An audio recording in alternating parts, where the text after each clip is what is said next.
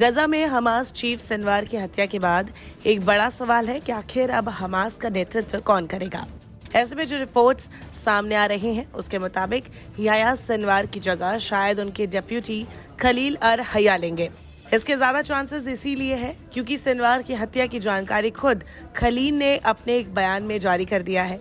वो कतर में मौजूद है और वही एक मीडिया को दिए बयान में उन्होंने हमास चीफ के मरने की खबर दी और नेतन्याहू को चेतावनी भी दी। ऐलान किया कि बंधकों को तब तक नहीं छोड़ा जाएगा जब तक इजराइल गाजा और फिलिस्तीन के लोगों पर हमले करना बंद नहीं करता और गजा से नहीं निकल जाता। इसके बाद से ही लगभग तय माना जा रहा है कि हया ही हमास के अगले चीफ होंगे। हमास का टॉप पॉलिटिकल बॉडी शुरा काउंसिल इसकी जल्द अनाउंसमेंट कर सकता है। हालांकि इस लिस्ट में और भी कई नाम मौजूद हैं, जैसे याह्या सिनवार के भाई मोहम्मद सिनवार। वही कहा गया सिनवार के डिप्यूटी हया भी इस लिस्ट में मौजूद है। वही हमास मिलिटेंट ग्रुप को इस्माइल हनिये से पहले लीड करने वाले खालिद मिशाल भी इस लिस्ट में टॉप पर है। इनके अलावा मोहम्मद दारविश भी हमास के चीफ बन सकते हैं, जो मौजूदा समय में शुरा काउंसिल के चेयरमैन हैं। शुरा काउंसिल वैसे तो हमेशा से ऐसे मामलों में जल्द से जल्द फैसला करते हैं, लेकिन कहा जा रहा है कि इस बार इस मामले में ईरान भी अपना दखल दे सकता है ताकि लीडरशिप सही हाथ में पहुंचे। इन सभी नामों में दो नाम सबसे ताकतवर और जाने माने हैं, एक खलील अल हया और दूसरा खालिद मिशाल। खास बात दोनों गाजा से दूर है और पॉलिटिकली एक्टिव है। मतलब इनमें से कोई अगर चीफ बनता है तो गजा से बाहर रहकर शांति चर्चा और सीज फायर डील को लेकर मीटिंग कर सकते हैं, दूसरे नेताओं से मिल सकते हैं। याह्या सिनवार को जब चीफ बनाया गया तो उसने मिलिटेंट और पॉलिटिकल ग्रुप दोनों को संभालना शुरू किया, जिसकी वजह से कई बार बात बिगड़ी।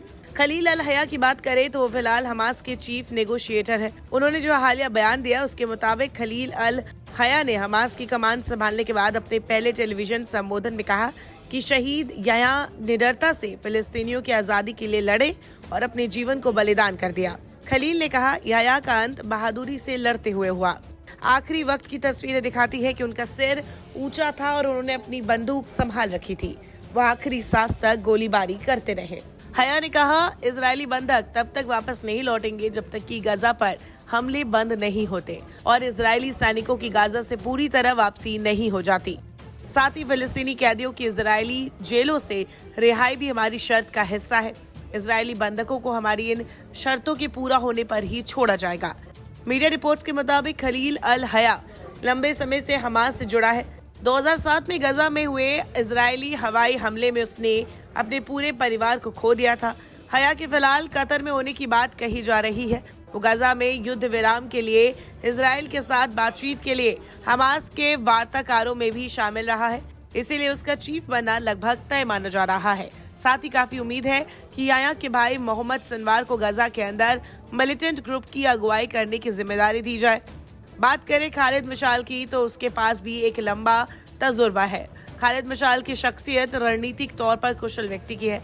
मिशाल ने 1996 से 2017 तक हमास के पॉलिटिकल चीफ का पद संभाला। इसके बाद इस पद पर इस्माइल हनिये काबिज हो गए। जो बेरूत में धमाके में हनिये को मारा गया तो उम्मीद जताई जा रही थी कि मिशाल को ही अगला चीफ बनाया जाएगा, लेकिन याह्या सिनवार को मौका दिया गया। 1987 में हमास की स्थापना के समय से ही मिशाल इस संगठन के सदस्य है।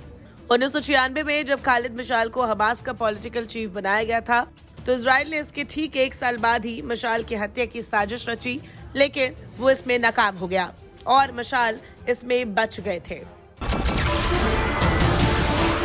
नमस्कार, मैं हूं मानक गुप्ता। अगर आपको हमारा ये वीडियो पसंद आया हो तो इसे लाइक और शेयर जरूर करें और हाँ, हमें सब्सक्राइब और फॉलो करना ना भूलें ताकि आप देश और दुनिया की कोई खबर मिस ना करें। तो जुड़े रहिए हमारे साथ और देखते रहिए न्यूज़ 24।